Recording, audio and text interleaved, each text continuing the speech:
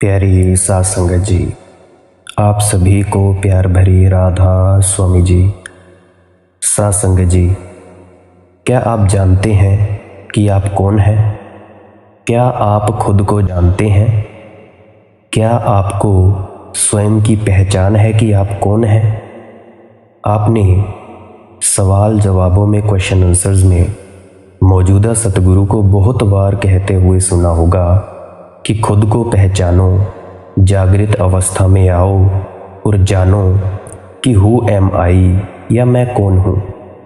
ये सवाल बहुत से लोगों के जहन में आता होगा तथा आज हम जानते हैं कि आप कौन हो।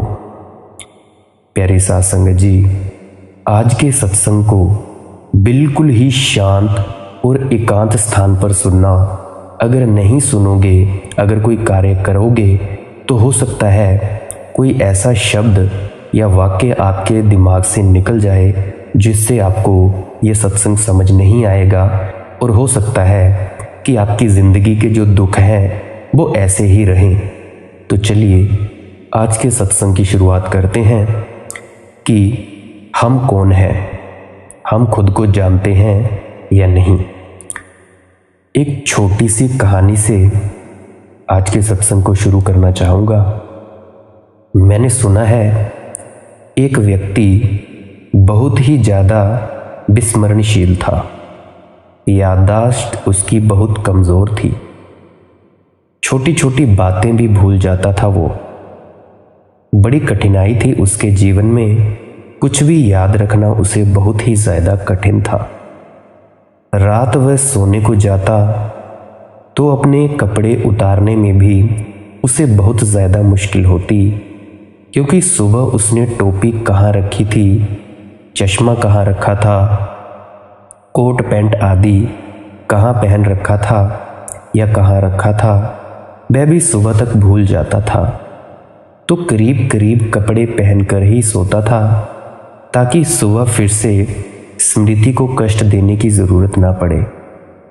पास में ही एक चर्च था और चर्च के पुरोहित ने जब उसके विस्मरण की यह बात सुनी तो वह हैरान हुआ, और एक संडे की सुबह जब वह आदमी चर्च आया तो उसने कहा कि एक किताब पर लिख रखो कि कौन सा कपड़ा कहाँ पहन रखा था, किस तरह से पहन रखा था, ताकि तुम रात में कपड़े उतार सको और सुबह उस किताब के आधार पर उन्हें वापस पहन सको। उस रात उसने कपड़े उतारे और किसी किताब पर सब लिख दिया। सुबह उठा और सब तो ठीक था, टोपी सिर पर पहननी है ये भी लिखा था, कोट कहाँ पहनना है ये भी लिखा था, कौन सी जुराब किस पैर में पहननी है ये भी लिखा था, कौन सा जूता किस पैर में डालना है ये भी लिखा था। लेकिन वो ये लिखना भूल गया कि खुद कहाँ है, और तब बहुत परेशान हुआ। आप लोगों ने एक मूवी देखी होगी बॉलीवुड की, गजनी। उसमें भी वो इंसान 2-2 मिनट के बाद भूल जाया करता था कि वो कहाँ है, वो कैसे है, उसने कहाँ जाना है, वो बिल्कुल भूल जाया करता था। तो ठीक ठीक उसी गजनी के किरदार आमिर खान जैसी उसकी हालत थी। सब चीज़ें तो ठीक थीं और सब चीज़ें कहाँ पहननी हैं ये भी उसे ज्ञात था, लेकिन मैं कहाँ हूँ ये वह रात लिखना भूल गया था। वह सुबह बहुत जल्दी मोह अंधेरे ही पादरी के घर पहुँच गया। नंगा था बिल्कुल। पादरी भी देखकर घबराया और पहचान ना पाया। वैसे हमारी सारी पहचान तो वस्त्रों से है। नग्न व्यक्ति को देखकर शायद हम भी ना पहचान पाएं कि वह कौन है। आप सभी देखते हो, अगर आप किसी दिन बिना कपड़ों के खुद को शीशे में देखोगे तो खुद को पहचान ना पाओगे कि आप है कौन। किसी विवाह शादी में जाते हो या किसी और समारोह में जाते हो तो कौन से कपड़े किस व्यक्ति ने पहने हैं, इसी कपड़े की पहचान से आप किसी को वहाँ पे ढूंढ पाते हो। या आप सत्संगों में जाते होंगे या सेंटरों में या कहीं भी धर्म स्थलों में जाते होंगे, वहाँ पे आप कपड़ों से ही पहचान रखते हो। अगर किसी दिन हमारा सर धड़ से अलग कर दिया जाए तो पहचान पाना भी मुश्किल होगा कि वो शरीर किसका है। तो आगे चलते हैं कहानी की ओर। पादरी बहुत हैरान हुआ। उसने पूछा, आप कौन हैं और कैसे आए? उस व्यक्ति ने कहा, यही तो पूछने मैं भी आया हूँ कि मैं कौन हूँ और मैं हूँ कहाँ। क्योंकि वाकई सारे वस्त्र तो ठीक हैं, लेकिन रात में ये लिखना भूल गया, अपने आप को लिखना भूल गया कि मैं कौन हूँ। पता नहीं उस धर्म पुरोहित ने क्या कहा उसे, उससे कोई संबंध भी नहीं। लेकिन इस कहानी से मैं इसीलिए चर्चा शुरू करने जा रहा हूँ क्योंकि करीब करीब इसी हालत में हम सारे लोग हैं। हमें बहुत सी बातें पता है, जीवन का सब कुछ पता है, सिर्फ एक तथ्य को छोड़कर कि हम कहाँ हैं और कौन हैं, मैं कौन हूँ, इसका हमें कोई भी स्मरण नहीं है। और उस व्यक्ति के साथ बात तो ठीक भी थी क्योंकि वह और सब बातें भी भूल जाता था, लेकिन यह बहुत स्वाभाविक मालूम होता है कि अपने को भी भूल जाए। लेकिन हमारे साथ बहुत मुश्किल है। हमें और सब बातें तो याद हैं, यह हमें याद नहीं कि हम कौन हैं और कहाँ हैं। इसीलिए उस पर हंसना उतना उचित नहीं है जितना अपने आप पर हंसना उचित होगा। विस्मरण उसकी आदत थी, भूलने की बीमारी थी। विस्मरण हमारी आदत नहीं है और सब कुछ हमें स्मरण है।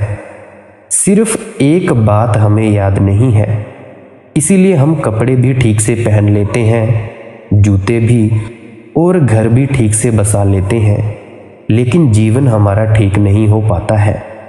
जीवन हमारा ठीक होगा भी नहीं। जो केंद्रीय है जीवन में, उसकी हमें कोई स्मृति नहीं। और मैंने कहा कि नग्न जब वह धर्म पुरोहित के द्वार पर खड़ा हो गया तो धर्म पुरोहित भी पहचान नहीं पाया कि वह कौन है, क्योंकि हम सभी एक दूसरों के वस्त्रों से ही पहचानते हैं हर किसी को। यहाँ आप सभी इतने लोग होंगे जो सत्संग सुन रहे होंगे। अगर आप सभी किसी भी सम्मेलन में बिना कपड़ों के आ जाएं, तो कोई किसी को पहचान भी नहीं सकेगा कि कौन कौन है। लेकिन यह तो ठीक भी है कि हम दूसरों को वस्त्रों से पहचानें, पर बड़े मज़े और आश्चर्य की बात तो यह है कि हम अपने को भी अपने वस्त्रों से ही पहचानते हैं। अपनी आत्मा का तो हमें कोई स्मरण नहीं, अपने स्वरूप का तो हमें कोई बोध नहीं, तो अपने वस्त्रों, और बहुत प्रकार के वस्त्र हैं हमारे पास। वस्त्र हम जो पहने हुए हैं वे धन के, पदवियों के, पदों के, सामाजिक प्रतिष्ठा के, अहंकार के, जातियों पातियों के, उपाधियों के, वे सारे वस्त्र हैं और उनसे ही हम अपने को ही पहचानते हैं। वस्त्रों से जो अपने को पहचानता है उसका जीवन यदि अंधकार पूर्ण हो जाए, यदि उसका जीवन दुख से भर जाए, पीड़ा से भर जाए, तो आश्चर्य नहीं है, क्योंकि वस्त्र हमारे प्राण नहीं है और वस्त्र हमारी आत्मा भी नहीं है।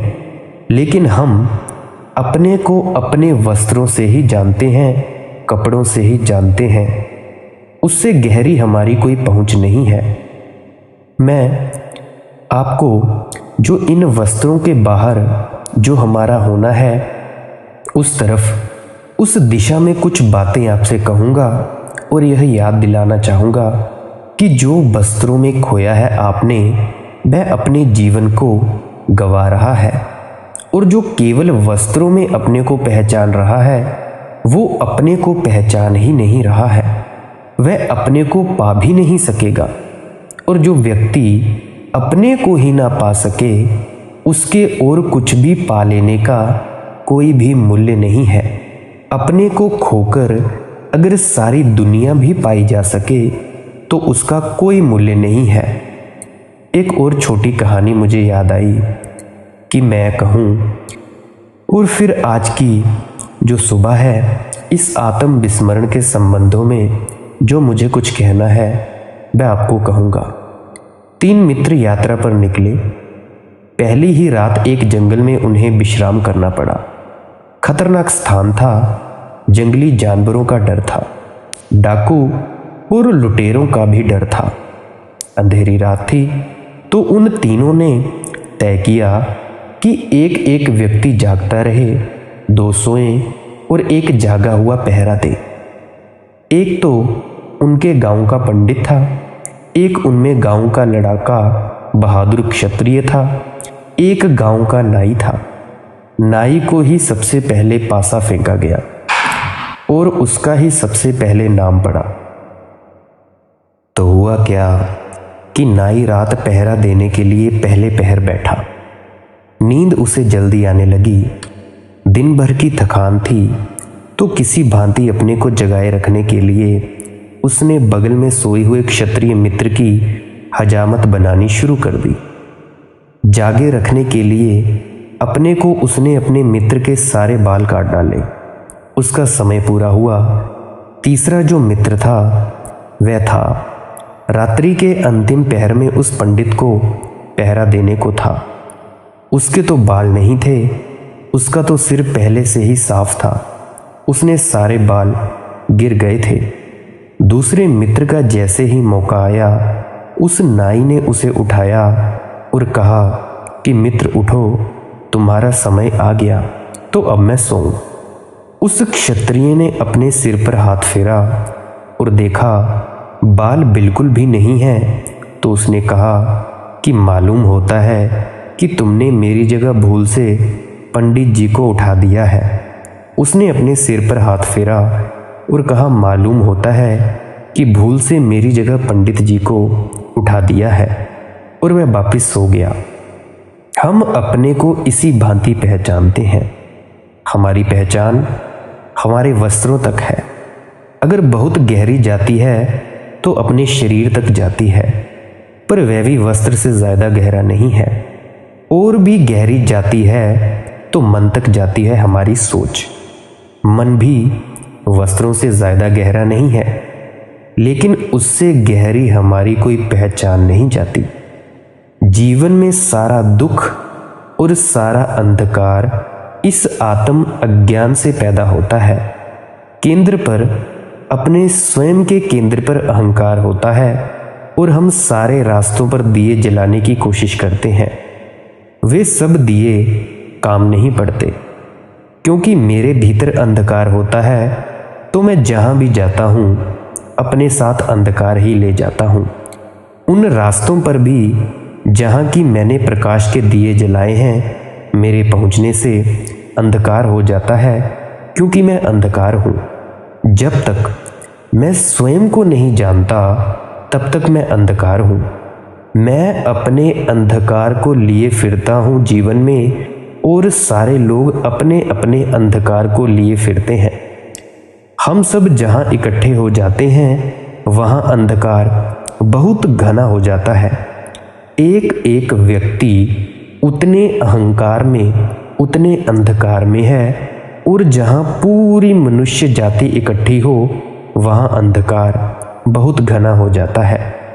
मनुष्य जाति के पिछले जो जितने भी वर्षों का इतिहास है, इसी अंधकार का इतिहास है। फिर इस अंधकार से संघर्ष पैदा होता है, युद्ध पैदा होते हैं, हिंसा पैदा होती है। इस अंधकार से ईर्ष्या पैदा होती है, घृणा पैदा होती है, क्रोध पैदा होता है। इस अंधकार से विध्वंस पैदा होता है। हम खुद दुखी होते हैं, औरों को दुखी करते हैं। ये कोई 3-4 हजार वर्षों से चला है और अब तक हम सफल नहीं हो पाए हैं इस बात में कि एक ऐसा समाज निर्मित हो सके जिसका जीवन प्रकाश से आलोकित हो, प्रकाश से मंडित हो। क्या आपको पता है कि पिछले हजारों सालों में कोई 600 युद्ध हुए? केवल 3000 वर्षों में 14,600 युद्ध, कोई 15,000 युद्ध, प्रति वर्ष 5 युद्ध। हम शायद लड़ते ही रहे हैं, हमने कुछ और किया नहीं है। आज भी तो हम लड़ ही रहे हैं, कोई यूक्रेन, कोई रशिया, कोई इंडिया, कोई पाकिस्तान। और ये तो बड़े बड़े युद्धों की बात है। रोज हम जो छोटी छोटी लड़ाइयाँ लड़ रहे हैं उनकी तो कोई गिनती नहीं है। जो हम रोज छोटी छोटी हिंसा कर रहे हैं उसका तो कोई आकलन नहीं, कोई गणना नहीं। अगर 3000 वर्षों में 15,000 युद्ध हमें लड़ने पड़े हों तो क्या इससे ये सूचना नहीं मिलती हमें कि मनुष्य जाति का मस्तिष्क, दिमाग किसी बहुत गहरे रोग से पीड़ित है? कोई इन 3000 वर्षों में मुश्किल से थोड़े से वर्ष हैं जब युद्ध ना हुआ हो, और उन वर्षों को भी हम शांति का समय नहीं कह सकते, क्योंकि उन क्षणों में हमने नए युद्धों की तैयारी की है। या तो हम लड़ते रहे हैं या हम लड़ने की तैयारियां करते रहे हैं। मनुष्य के पूरे इतिहास को 2 खंडों में बांटा जा सकता है, युद्ध के खंड और युद्ध की तैयारियों के खंड। शांति हमने अब तक जानी नहीं है, और व्यक्तिगत जीवन में भी हम देखें तो शांति का कहीं भी कोई निशान नहीं, कोई अता पता नहीं। कोई आनंद की किरण उपलब्ध नहीं होगी, कोई प्रेम की संगीत सुनाई नहीं पड़ेगा। हम सारे लोग यहाँ इकट्ठे हैं। कौन अपने भीतर प्रेम के संगीत को अनुभव करता है? जहाँ भी हम इकट्ठे होते हैं वहाँ घृणा ही घृणा होती है।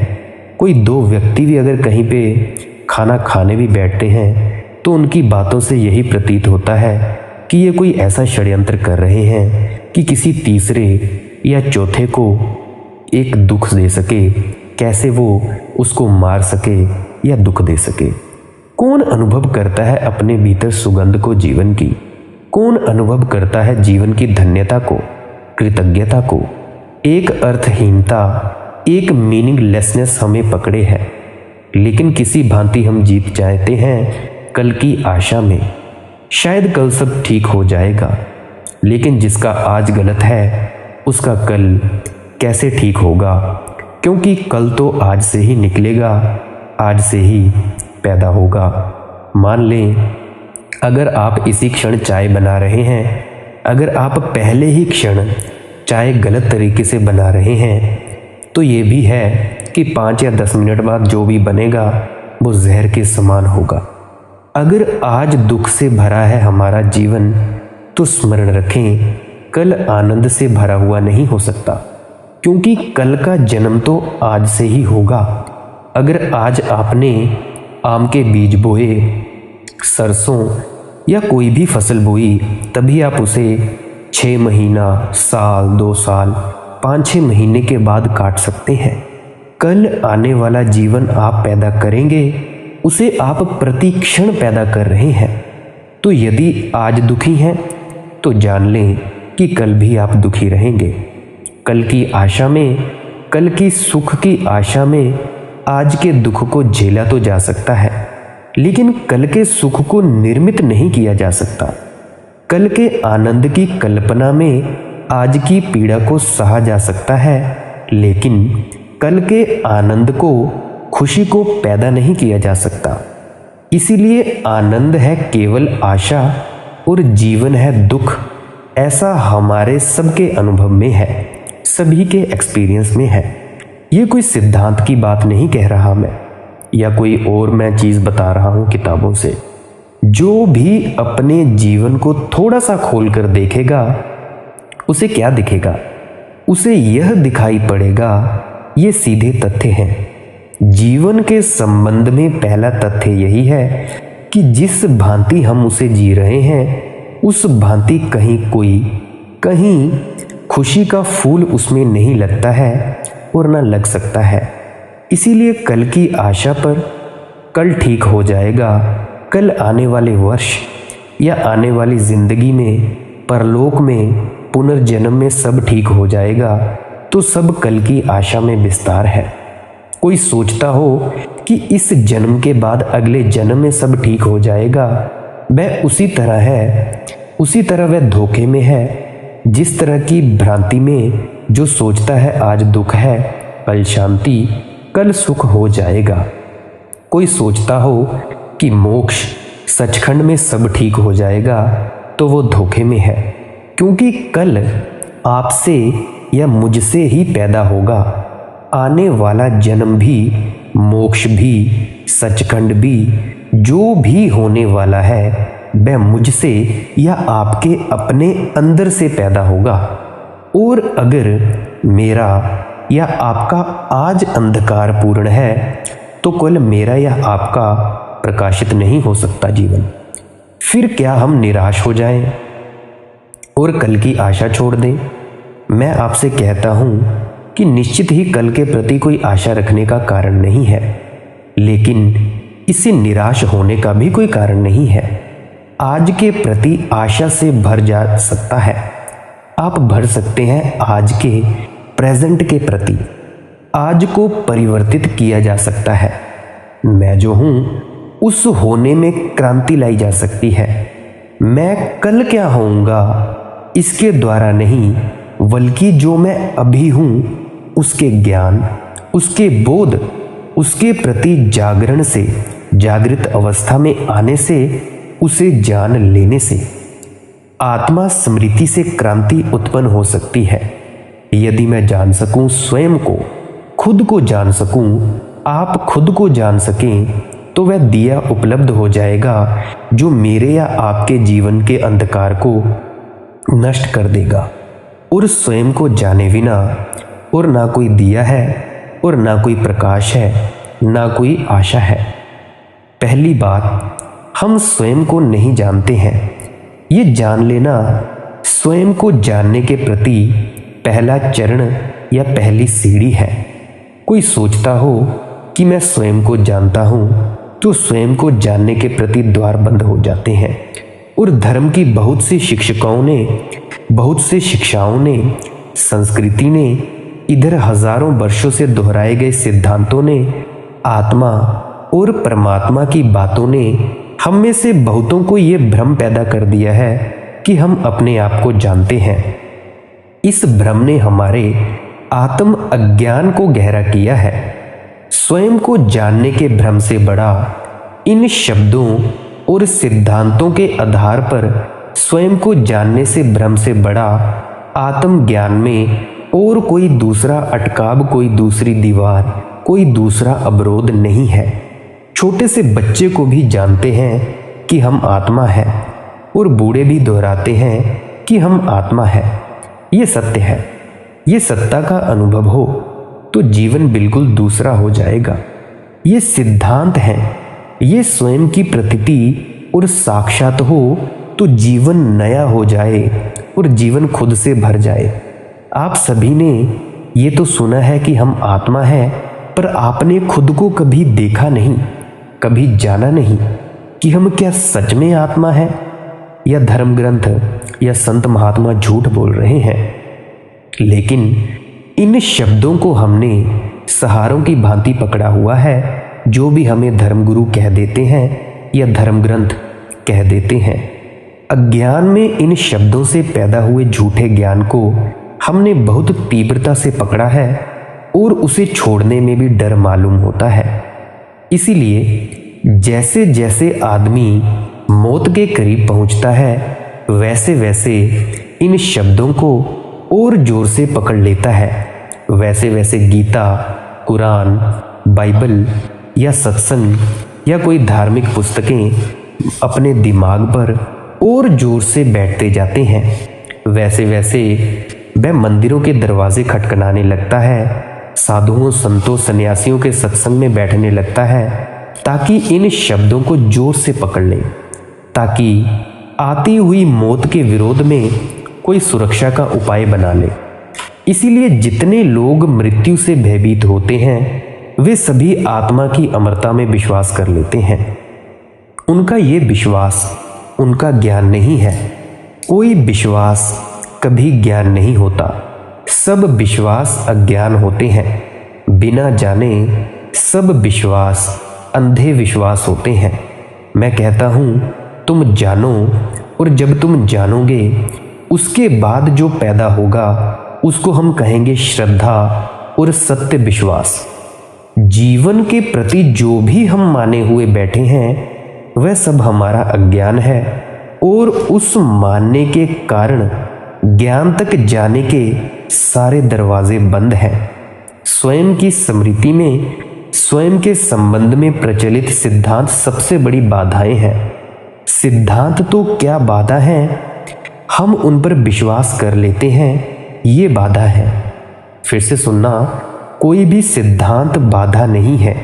हम बिना जाने उस पर विश्वास कर लें तो ये बाधा है, हमारे विश्वास बाधा है। और जो व्यक्ति जितने ज़्यादा अंधविश्वासों से ग्रसित हो जाता है उसके जीवन में विवेक के अवतरण का, विवेक के आगमन का, विवेक के उठने और जगने की संभावना का उतना ही उसी मात्रा में बिल्कुल खो जाता है, और असंभव हो जाती है ये बात कि हम स्वयं को जान सकें।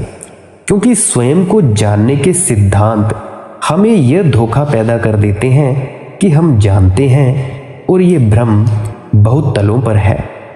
प्यारी साध संगत जी, आज का सत्संग यहीं समाप्त होता है, और कल के सत्संग में हम जानेंगे कि परमात्मा से हम कैसे मिल सकते हैं।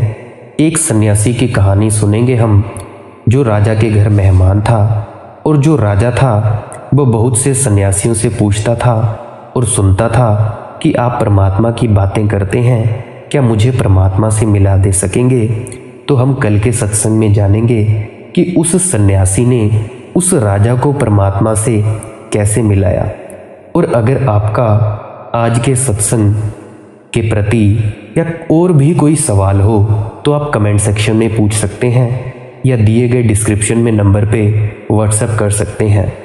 आपने मेरे वचनों को इतने प्रेम से सुना और आपने इतना वक्त दिया, इसके लिए बहुत ही धन्यवाद, और मैं अनुग्रहित हूँ। अंत में आपके अंदर बैठे परमात्मा को नमस्कार करता हूँ। राधा स्वामी जी।